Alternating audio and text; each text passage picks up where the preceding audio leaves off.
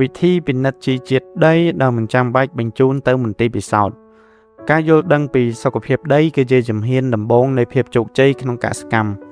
ថ្ងៃនេះយើងនឹងបង្ហាញលោកអ្នកនៅវិធីងាយៗចំនួន5ដើម្បីវាយតម្លៃគុណភាពដីដោយខ្លួនឯងដោយមិនចាំបាច់ប្រើមន្ទីរពិសោធន៍វិធីទី1រត់ចំនួនចន្លេនគឺជាវិស្វករដីលោកអ្នកគ្រាន់តែជីកដីជំរឿនិងមុខកាត់ពីទឹករួចរាប់ចំនួនចន្លេនប្រសិនបើឃើញមានចន្លេនចាប់ពី10ទៅ15ក្បាលឡើងទៅ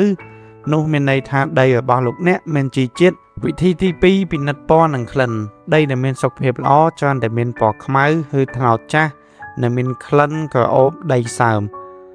ប៉ុន្តែប្រសិនបើដីមានពណ៌ស្លេកឬមានក្លិនស្អុយដូចសុទ្ធរលួយវាបង្ហាញថាដីខ្សោះជីជាតិនិងខ្វះអុកស៊ីហ្សែន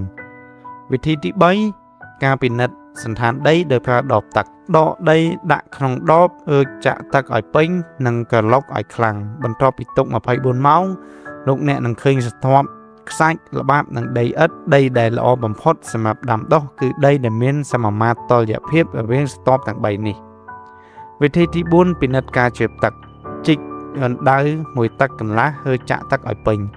ប្រសិនបើទឹកជ្រាបអស់ក្នុងចន្លោះពី1ម៉ោងទៅដល់4ម៉ោងនោះដីរបស់លោកអ្នកមានរចនាសម្ព័ន្ធបង្ហូរទឹកបានយ៉ាងល្អវិធីទី5តេស្តកម្រិត pH បែបការកែច្នៃខ្លួនឯង